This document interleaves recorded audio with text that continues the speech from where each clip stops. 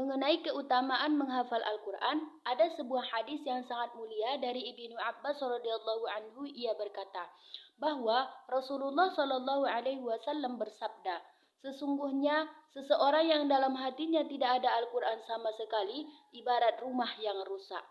Karena inilah mengapa pembahasan menghafal Al-Quran termasuk pembahasan yang sangat penting dalam studi keilmuan. Implementasi metode halakoh dalam pelaksanaan pembelajaran menghafal Al-Quran. Sistem dalam pelaksanaan pembelajaran menghafal Al-Quran terbagi menjadi dua sistem. Yang pertama ialah sistem jama'i, yaitu sistem guru yang menetapkan jumlah ayat yang akan dihafal oleh santri. Pertama, guru akan membacakan ayat-ayat tersebut kepada santri. Selanjutnya, tiap-tiap santri membaca satu persatu di hadapannya. Mereka ditugasi menghafal hingga guru membacakan seluruh target hafalan mereka. Sistem yang kedua ialah sistem fardi, yaitu sistem seorang guru yang membuka kesempatan kepada santri untuk berlomba-lomba membaca dan menghafal Al-Quran. Semua menghafal sesuai dengan kemampuan yang dikaruniakan oleh Allah Subhanahu wa Ta'ala kepadanya, serta sesuai dengan waktu dan usaha yang dicurahkan untuk merealisasikan hafalannya di bawah bimbingan dan saran guru. Selanjutnya, kita akan membahas tentang metode. Jadi, yang dibahas di sini adalah metode halaqah. Jadi, kita simak sedikit tentang metode halaqah ya. Jadi, secara etimologis, metode berasal dari bahasa Yunani, yaitu metodos. Kata ini terdiri dari dua suku kata, yaitu meta yang berarti melalui atau melewati, dan hodos yang berarti jalan atau cara. Berarti metode itu adalah artinya jalan atau cara yang harus dilalui untuk mencapai tujuan tertentu. Metode adalah cara teratur yang digunakan untuk melaksanakan suatu pekerjaan agar tercapai. Jadi, metode pembelajaran yang diterapkan di Ponpes Tahfiz Darussunnah ini adalah metode halaqah tahfiz. Karena metode ini adalah metode yang mudah diterapkan dalam pelaksanaan pembelajaran menghafal Al-Quran. Selain itu, ada juga keunggulannya, seperti mudahnya mengatur santri dalam pembelajaran dan dapat dilakukan di mana saja, serta pembimbing bisa mengawasi langsung dengan dekat. Adapun proses dan evaluasi kegiatan pembelajaran terbagi menjadi 3. Yang pertama ialah waktu pagi ataupun setoran hafalan baru. Kalau menurut saya lebih bagus menghafal di waktu pagi. Kenapa? Karena pada waktu pagi di situ kita tidak memikirkan apa-apa karena baru bangun. Mungkin tidak memikirkan apa-apa, tidak banyak juga pikiran. Jadi sangat bagus di situ waktunya untuk menghafal, apalagi menghafal ayat-ayat Al-Quran. Jadi yang kedua ialah waktu sore ataupun murajaah. Murajaah sama juga dengan mengulang-ulang. Jadi pada waktu sore kita akan mengulang-ulang kembali hafalan yang kita hafal yang tadi pagi biar lancar. Dan kemudian yang ketiga pada malam hari. Di malam harinya itu akan ujian ataupun imtihan. Kemudian yang terakhir adalah faktor-faktor pendukung pelaksanaan dalam menghafal Al-Quran. Jadi sangat perlu sekali ada faktor-faktor bagi penghafal Al-Quran. Jadi yang pertama ialah motivasi yang lebih penting. Motivasi atau semangat yang tinggi. Semangat yang tinggi dalam menghafal Al-Quran ataupun memang sudah ada cita-cita. Jadi semangat yang tinggi sangat perlu bagi para penghafal Al-Quran. Kita harus punya semangat yang tinggi. Kita harus semangat, harus ada cita-cita, harus terbenak dalam hati kita kalau kita bisa, kalau kita ingin menghafal Al-Quran, kalau kita ingin menjadi hafiz Al-Quran. Dan yang kedua ialah dukungan dari orang tua.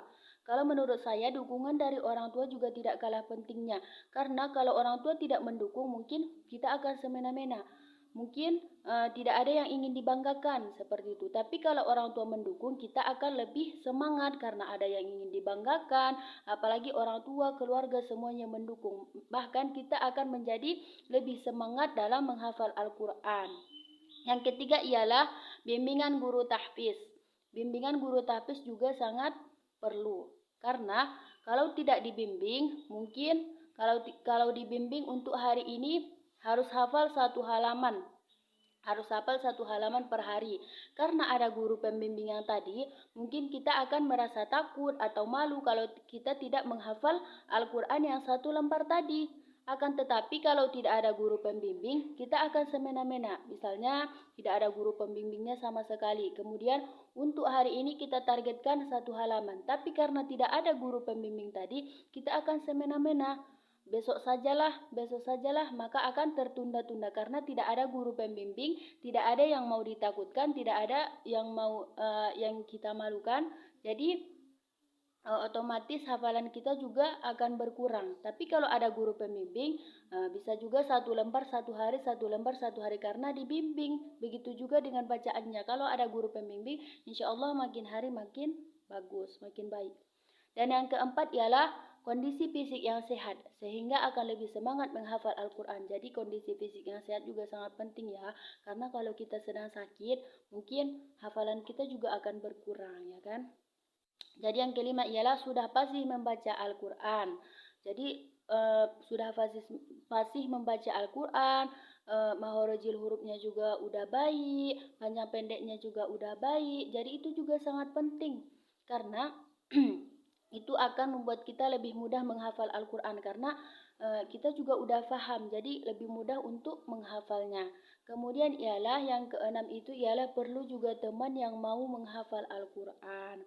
Jadi dalam pertemanan kita, pergaulan kita sehari-hari juga kalau kita sedang menghafal Al-Quran, perlu juga teman yang rajin menghafal Al-Quran, yang mau menghafal Al-Quran, yang rajin murojaah. Jadi kita juga perlu berteman dengan orang-orang yang seperti itu. Kalau kita berteman dengan orang-orang yang berkeluyuran, yang suka pokoknya yang nggak menghafal Al-Quran, pasti kita akan terikut-ikut dengan mereka sehingga kita lupa dengan hafalan kita. Tapi kalau kita berteman dengan orang-orang yang rajin menghafal Al-Quran, insya Allah kita juga akan terikut-ikut dan insya Allah akan menambah hafalan juga. Kemudian ada juga faktor penghambat dalam menghafal Al-Quran. Biasanya rasa kantuk atau ketika adanya sakit yang dialami.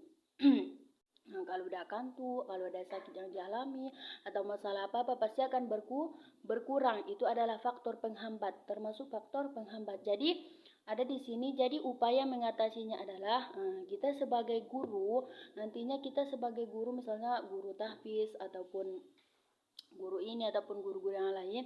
Jadi kita sebagai guru dengan memberikan motivasi, kita harus memberikan motivasi terus terhadap murid kita, anak didik kita, santri, atau pengetahuan yang berkaitan dengan keutamaan menghafal Al-Quran. Kita kasih tahu mereka apa itu keutamaan Al-Quran, apa itu manfaat Al-Quran, biar mereka itu lebih semangat karena udah tahu semuanya tentang Al-Quran. Kemudian kedisiplinan guru yang tegas. Gurunya juga harus tegas, ya kan? Tegas dalam kebaikan. Dan kemudian memberikan pengawasan secara prima. Yang lebih pentingnya lagi, seorang guru juga harus mempelajari terlebih dahulu bacaan Al-Quran yang baik dan benar sesuai tajwid dan pelajaran yang bervariasi. Jadi seorang guru kalau ada kata-kata yang salah, mohon dimaafkan.